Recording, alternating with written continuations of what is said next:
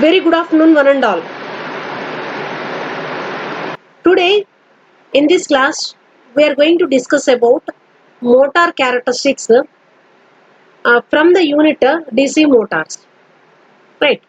So, in the earlier class, we derived the torque equation of a DC motor and what are the different torques we have, like armature torque, shaft torque, and loss torque.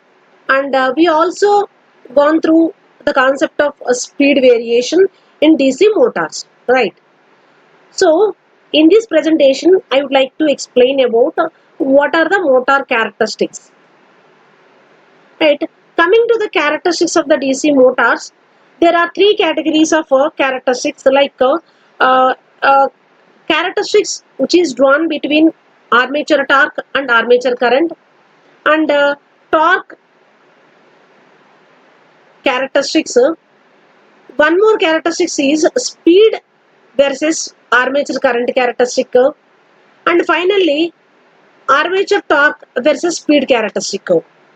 Out of all these three characteristic curves, if we know the characteristics of the first two, as I mentioned here, like TA versus IA and N versus IA, we can obtain the characteristics which is drawn between N versus TA for a given motor. So, when we are able to draw the characteristics, there are different types of motors similar to the types of generators, like there is a shunt motor, there is a series motor and compound motor. Again, in the compound motor also we have other classification. So, in today's class, I am going to explain what are the different characteristics, all these three characteristics for different types of motors. First, we will start with the shunt motor. Right.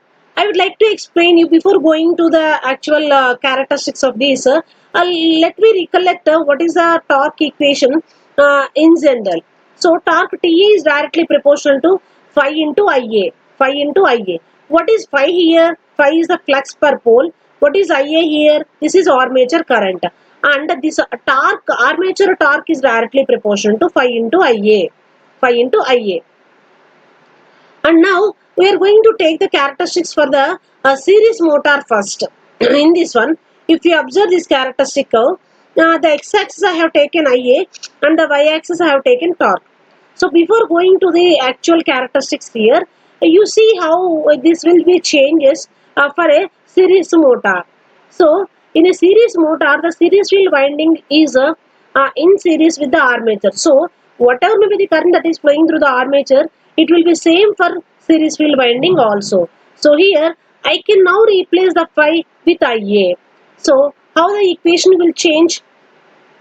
TA is directly proportional to Ia square.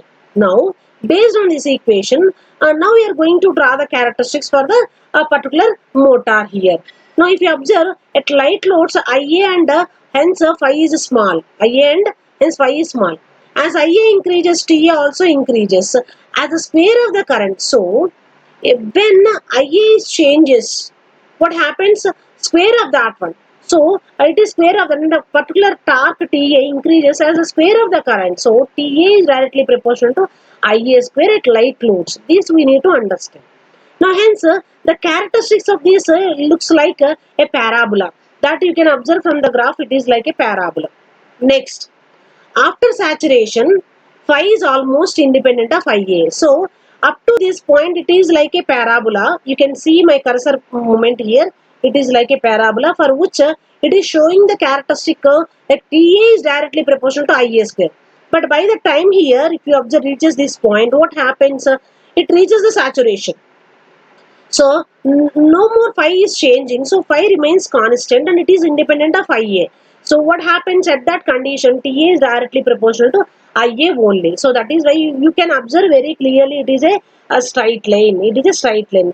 From here to here it is like a parabola, and from here to here it is a straight line. Right. So these characteristics we can observe very clearly. Now the next characteristic curve is speed versus armature current Ia. So the variation of the speed can be deduced from N is directly proportional to EB by phi equation. This equation is concerned with the speed. and back EMF, right? So the x-axis I have taken armature current IA, and the y-axis is the speed. Now I am going to draw the characteristics between IA versus speed, and always I am taking IA on the x-axis and speed on the y-axis. So now a change in EB for various load currents is small, hence may be neglected for time being. So if any change in EB is very less, so it does not depend upon that one. So with increased IA, phi also increases. Now, as we already know that the phi is directly proportional to IA. So, as IA is increased, what happens? Phi will also increase. So, phi is inversely proportional to your speed. So, what happens as phi increases? Then what happens? The speed decreases. Hence, the speed varies inversely as the armature current. So, that inversely proportionality characteristic can be observed on the graph here. So, hence speed varies inversely as the armature current. Now, finally, here when the load is heavy, IA is large. As speed is low, this increases EB and allows more armature current to flow. But when the load current and hence IA falls to a small value, speed becomes dangerously high. So, this point we need to understand very clearly. Because of this reason, the series motor should never be started without some mechanical load. Always the series motor has to be started with some mechanical load. Otherwise, there is a possibility of dangerously high speeds. And series motor is a variable speed motor. This we need to understand from these characteristics. Right. Next, finally, based on the earlier characteristics, that is the torque versus armature current and speed versus armature current. Now we are going to deduce the characteristics between speed versus armature torque. So if you observe on the x-axis I have taken armature torque and y-axis I have taken speed. So this is a combination of both the two characteristics what we have seen earlier. It is a combination of that one. So finally it will give you the characteristics of like speed versus armature current, nothing but it is a inversely proportional characteristics. So from the above two characteristics, when the speed is high, torque is low and vice versa. The speed is high, torque will be low and vice versa. Right. Till now, we have seen all the three characteristics for a series motor. Right. Now we are going to observe what are these all three characteristics for a shunt motor. So we'll start with the torque, armature torque versus armature current right now. So here on the x-axis similarly we have taken armature current, and y-axis we have taken armature torque. Right. So here in the shunt motor, the flux phi is constant. So probably the equation becomes TA is directly proportional to IA because phi is constant. So practically a straight line passing through the origin. So you can observe this one. This characteristic is a straight line passing through the origin. This is the characteristics of the armature torque here. And the shaft torque is also shown with a dotted line as shown here. And shunt motor never be started on heavy load. And in the earlier case, if you observe, series motor should never be started without load. Here, the shunt motor never be started with the heavy load. With a little bit load we can start, but we should not start the shunt motor with a heavy load, tighted pulley completely. Right. Now coming to the speed versus armature current characteristic curve. As phi is assumed to be constant here, n is directly proportional to EB by phi. But what happens? Phi remains constant, so it is directly proportional to EB. So both EB and phi decreases with increasing the load. So as we are going increasing the load, this remains decreases. So what happens if you observe actually as IA goes on increases, the speed gradually very little bit decrease in the speed here. So this is the rated speed here. If you observe that the dotted line, solid line, now it is gradually decreases a little bit. As I am go on increasing the armature current, the speed is gradually decreases, but not to that drop is not that much, but a decrease in the speed will be there. Next, we will see compound motors. It's known to you what is a compound motor. It is a combination of having series winding, and as well as the shunt winding. So motors with both series and shunt windings is known as a compound motor. If the series excitation helps to shunt excitation in the same direction, we need to understand in the same direction, then the motor is said to be cumulatively compounded. Understand this word, cumulatively compounded. It is possible if the series excitation is added to the shunt excitation, then it is called cumulatively. And in the other case, if the series field opposes the shunt field, then the motor is said to be differentially compounded. Differentially compounded. Right, that is very clearly understood by the explanation of diagrams here. If you observe, I have taken two poles here, pole 1 and pole 2. If you observe, there is a series field winding and there is a shunt field winding. And constructionally, there is a difference between series field winding and shunt field winding. Series field winding will have one turn and shunt field winding will have more number of turns. The series field winding is made with a very thick wire, shunt field winding is made with a thin wire. So that is the difference between series field winding and shunt field winding. Then coming to the compound motors, that cumulative and as well as differential compound motors. In the cumulative compound motor, this is series field winding. If you observe the flux produced by, suppose if I assume this arrow direction is for series field flux and the first one is for shunt field flux. If these two are in the both the in the same direction coming out from the pole, it is called as a cumulatively compound motor. Coming to the next one, suppose if you observe the direction of the current entering to the series field winding is opposite compared to the earlier one. So what happens? The flux that is produced by the series field winding will be opposite to the shunt field winding flux. So because of this one, there will be reduction in the resultant flux. So this is called a differentially compound motor. So with this, we can very clearly understand what is your cumulatively compounded motor and differentially compounded motor. Right, there are other characteristics for the compound motors all together in the same graph. Like I have taken only two graphs.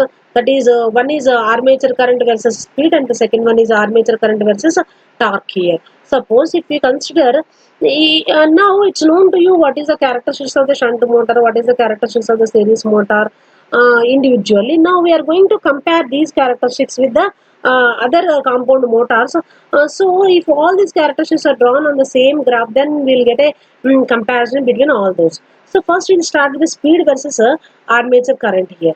You see, this one is the for differential compound motor. This characteristics. This is the rated speed, and this is for series. This is for series motor, and this is for shunt motor. This is for shunt motor, and this is for cumulatively compound motor. So first we'll see the series motor characteristics and shunt motor characteristics. If we observe differentially compound motor is still below the shunt motor, and cumulatively compound motor is in between series and shunt. That is, we can observe this one, this characteristic. And coming to the torque versus armature current, you will see this is the shunt motor characteristics like this. And here series also you can observe. Seems to be replica of this one. And this is a cumulative compound motor is this one characteristics. This is the rated speed here, up to rated speed, and differential compound motor these characteristics. Right. So these are the characteristics of the compound motors. Now we already seen the three different characteristics of each and individual motors, like shunt motor, series motor, and cumulative compound motor and differential compound motor.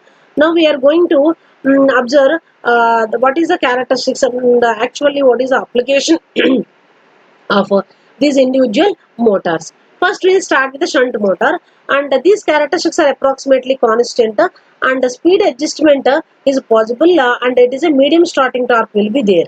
Then medium starting torque will be there. So based on these characteristics, it have applications like for driving constant speed and line shaft lathes, shafting lathes, and centrifugal pumps, machine tools, blowers and fans, and reciprocating pumps. So based on the characteristics of the shunt motor, Probably it is maintaining constant speed, and adjustable speed is also possible, but medium starting torque will be there of this shunt motors. So that is based on this where we can find a required constant speed, like in machine tools and blowers and fans and reciprocating pumps also it find a good applications here. And next we'll see series motors. In the series motor, the characteristics are variable speed, adjustable varying speed, and high starting torque. So, based on these characteristics, because of the high starting torque, these are used for traction works, electric motors, rapid transit systems, trolleys and cars, cranes and hoists, and conveyors. So, suppose I'll just give you an example: cranes and hoists. The moment the crane has to lift heavy weight from the ground to the top, and then it has to move in the air, and again it has to somewhere it has to place on the ground. So if you observe that application, what happens? A heavy weight it has to lift. So the starting torque required for the crane and hoist will be very very high. So in that particular application, a series motor is the best choice to choose for the application. So I mentioned here the application. Right. Coming to the cumulative compound motors, this is a variable speed characteristic and adjustable varying speed is possible and high starting torque. So, because of these characteristics of cumulative compound motor, these can be used for intermittent high torque loads for shears and punches, elevators, conveyors, and heavy planers, rolling mills like ice machines, printing presses, air compressors. These are the different applications for the cumulative compound motors. Right. Till now we have seen what are the different characteristics of DC motors and like for shunt motor, series motor, and compound motor. And we have seen even for various compound motors also we have seen. Now I would like to discuss about what are the losses and efficiency of a DC motor. The losses taking place in a motor are same as a generator, and these are classified into copper losses, magnetic losses, mechanical losses. And it's already known to be derived this condition. The condition for maximum power developed by the motor is given by IARA equal to V by 2, which is equal to EB, where EB is the back EMF of the motor. And one more thing, the condition for the maximum efficiency is that the armature copper losses are equal to the constant losses. Here, if you consider armature copper losses are nothing but variable losses. So, variable losses are equal to the constant losses for which we need to get the maximum efficiency. This is all about losses and efficiency, and we are going to deal in detail about the efficiencies. And before getting calculating the efficiencies, I would like to mention different stages in the power stages of a DC motor. So here, the similar diagram we have seen in the case of generators also. For clear understanding, this power flow diagram is very very important. So first one, what is a DC motor? A motor which converts your given electrical input to the mechanical output. So based on that one, we are building up this power stage diagram. So motor input is given to the motor in the block A, that is given by electrical input. So V into I watts, and after deducting copper losses from this motor input, some driving power that is developed in the armature. So this armature, which is electrical equivalent of armature, the electrical equivalent of power in the armature is given by EB into IA. So actually in the armature what happens, there is a mechanical power that is developed, but this is the electrical equivalent of mechanical power developed in the armature. So we are all writing in terms of electrical terms. So EB into IA is the power actually developed in the armature. So EB into IA is the electrical equivalent. And after deducting iron and friction losses from this mechanical power developed in the armature, we will get the output. So what is the output? The motor output will be in mechanical. So we will calculate this after deducting this iron and friction losses from the armature mechanical power developed.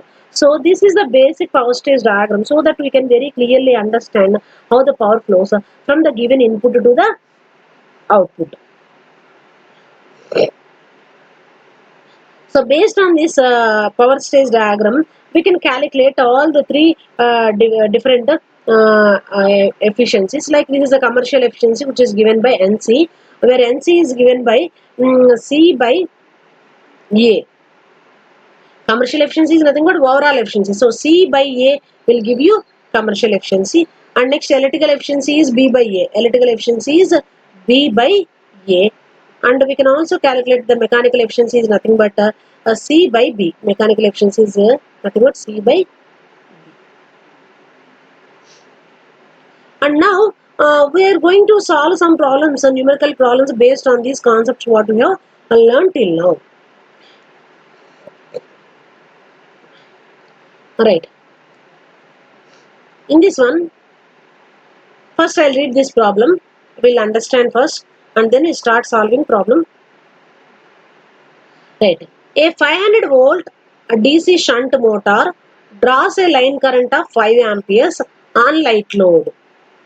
If the armature resistance is 0.15 ohm and the field resistance is 200 ohms, determine the efficiency of the machine running as a generator delivering a load current of 40 amperes. So now I would like to mention one point here. We already discussed about DC generators and then we are uh, studying the different topics in DC motors. So uh, by this time the problems may be given on both generators and motors. So they will give you data about the motor and they will ask you the concerned parameter for a generator. So this problem is that sort of problem.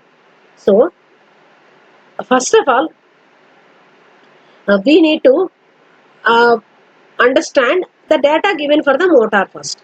So what they have given, no load condition running as a motor. So the shunt motor draws a line current of 5 amperes and light load means no load. So when running as a motor, the no load current they have given, how much it is 5 amperes. So I would like to calculate what is the input power of the motor, that is V into I. So the current is 5 amperes and the voltage is 500 volts. So it is together 2500 watts. Now what will be the field copper losses? The field copper losses will be voltage into the corresponding resistance. Resistance into corresponding current we can calculate. So that will be 500 into 2.5. 500 into 2.5. And this will be 1250 watts. Now here, neglecting the armature copper losses at no load. So what happens when we are neglecting armature copper losses, that is 2.5 whole square into 0.15, nothing but 1 watt. So that we are neglecting. And the balance of 1250 watts of the power goes towards the no load losses of the machine running at rated speed. So by understanding this one, these losses are mainly the no load mechanical losses and the core losses. So they have given data to calculate the no load mechanical and core losses. So this information is required or useful for us to calculate the no load mechanical loss and core losses. Now we'll go to the problem that they are asking when it is running as a generator. So as a generator, how much it is delivering? It is delivering 40 amperes to the load. So when it is a generator, we can calculate what is the output power delivered. So output delivered is equal to 500 into 40. So it is a 20 kilowatt. It is 20 kilowatt.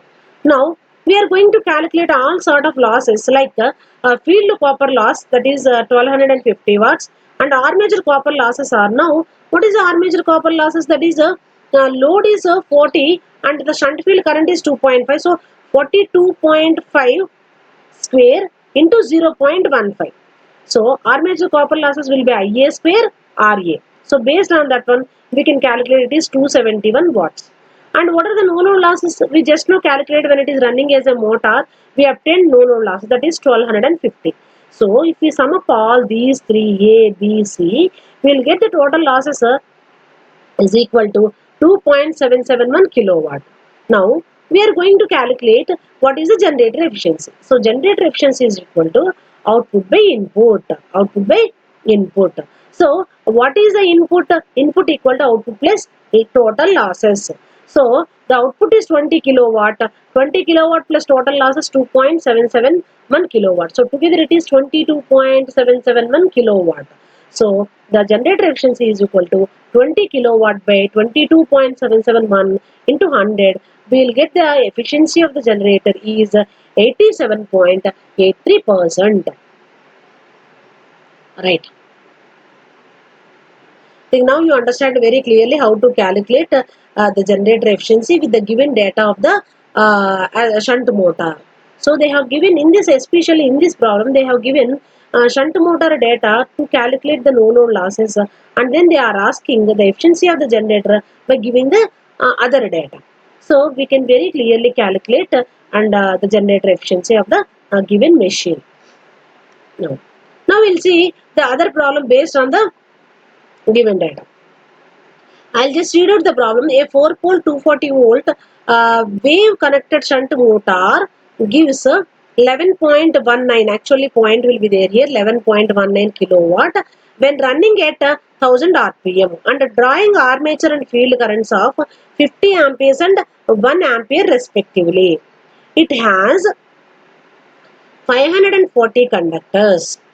Its resistance is 0.1 ohm and assuming the drop of 1 volt per brush. Now find the total torque, useful flux per pole, rotational losses and efficiency. Now with the given data, I would like to calculate first the back EMF of the motor. So EB equal to, we know that equation B minus IARA minus brush drop.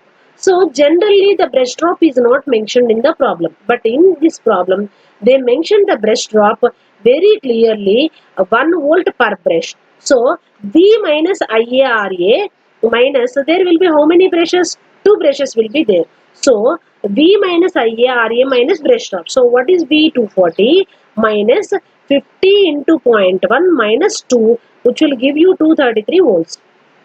Now IA equal to 50 amperes. So with this, they mentioned in the problem IA equal to 50 amperes. Now we are going to calculate armature torque. So what is the formula for armature torque? TA equal to 9.55 into EB into IA by N Newton meters. So in this, we know EB value, IA value and the speed here. So by substituting all these values in this equation, we can calculate armature torque. And this will be 111 Newton meters. Now we are going to calculate what is a shaft torque. So in the terminology they mentioned useful torque means it's nothing but a shaft torque only. So the equation is 9.55 into output by N. So what is the output? The output they have given 11.19 kilowatts. So 11,190 watts by N here is 1000. So by simplifying this, we will get 106.9 Newton meters. Next, what they are asking, useful flux per pole. To calculate useful flux per pole, we know the EB equation in terms of flux, which is given by 5Zn by 60 into P by A volts. So in this equation, we know the value of EB calculated just now, and total number of conductors they have given, and the speed they have given, number of poles they have given, and type of winding also they have given, like wave wound. So by substituting all these values in this equation, only phi is unknown. That phi can be calculated and its value is 12.9 milliwebers. So up to this, we have calculated A, B, so we solved A, B and C. Now the D is rotational losses. They are asking rotational losses. Now to calculate the rotational losses, we must start with the armature input, which is nothing but B into IA. So 240 into 50, it will give you 12,000 watts. Now we'll also calculate copper losses, armature copper losses, IA square RA, that counts for 250 watts.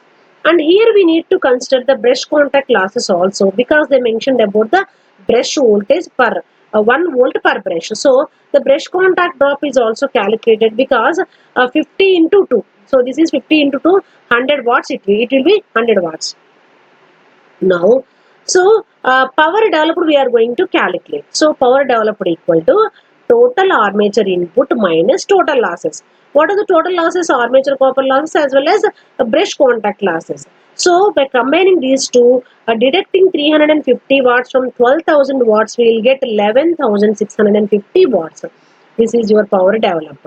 So, but what is the output given? They have given 11.19 kilowatt. So now we are going to calculate rotational losses is equal to 11,650 minus 11,190. It will give you 460 watts. This is all your rotational losses.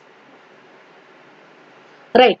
Now, the last one is calculation of efficiency. So, calculation of the efficiency is nothing but motor input we are going to calculate V into I. So, V is 240 and I is 51 here. Actually, the armature current is 50 and the shunt field current is 1 ampere. So, together it will be of 51 here. So, motor input will be the current drawn, total current drawn from the mains is 51 amperes. So we will get 240 into 51. It will give you 12,340 watts. So motor input output we know that 11,190 watts. So efficiency is equal to output by input. So 11,190 by 12,240 into 100. It will give you 91.4% is the efficiency of the given shunt motor. So this is the problem which covers all different parameters like calculation of total torque and what is the calculation of useful or shaft torque and useful flux per pole, rotational losses and efficiency based on the concepts of your losses and efficiency with the given data for a shunt motor. Now we'll see one more simple problem based on these concepts. A DC shunt machine, they mentioned it is a machine, generates 250 volts on open circuit at 1000 rpm. Effective armature resistance is 0.5 ohms, field resistance is 250 ohms. Input to the machine running as a motor on no load is 4 amperes at 250 volts. Calculate speed of the machine as a motor taking 40 amperes at 250 volts. Armature reaction weakens field by 4%. So this is very important. They are taking the effect of armature reaction is also important point, and this problem is based on that concept. So now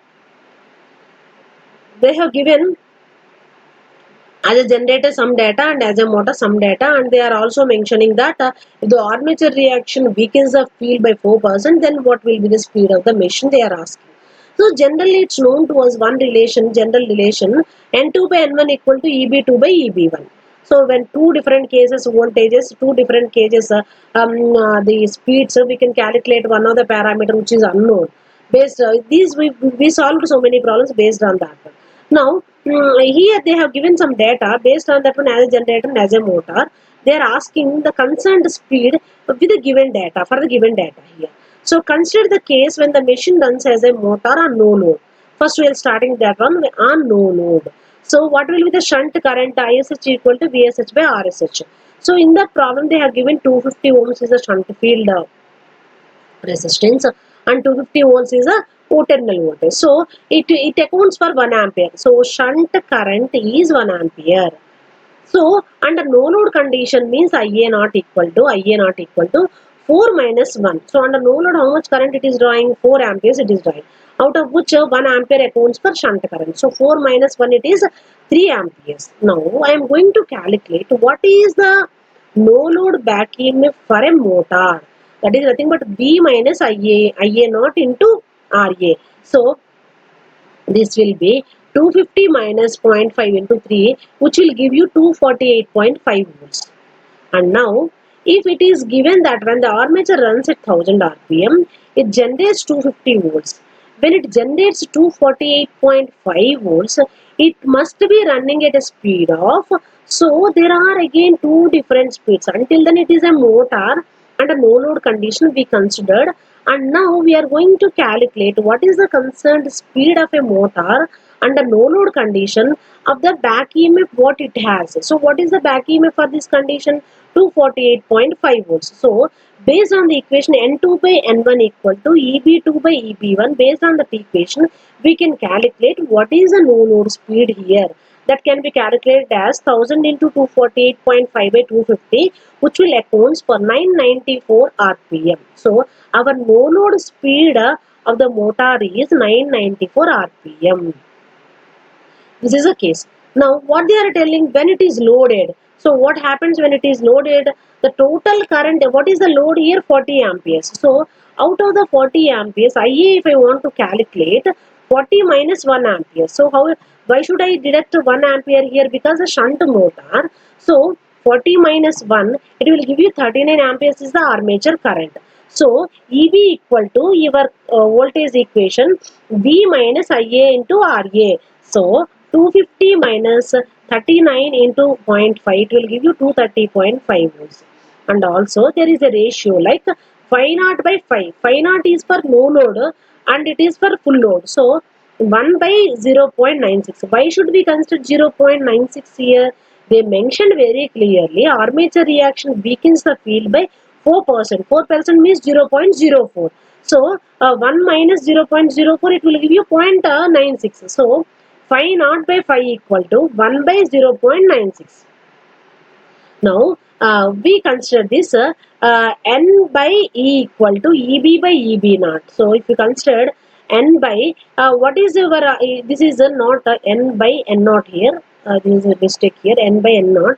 So N by N naught equal to N by 994 is equal to EB by EB naught. What is EB value? 230.5 by 248.5 into the factor 1 by 0.96. So by simplifying this equation, we can get the speed for the loaded condition of taking motor taking a current of 40 amperes with the armature reaction weakened by the field by 4%. Then the speed will be N equal to 960 rpm.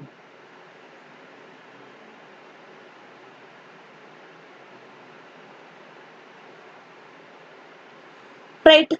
Till now we have discussed about the motor characteristics and these motor characteristics for different motors like shunt motor, series motor, compound motor, and along with that one, based on the characteristics of each and every individual motor, we also gone through the applications, specific applications for individual motors, and also we solved some problems based on these concepts. So what we have studied till now. Thank you, one and all. I'll continue in the next class. Thank you. Thank you, one and all.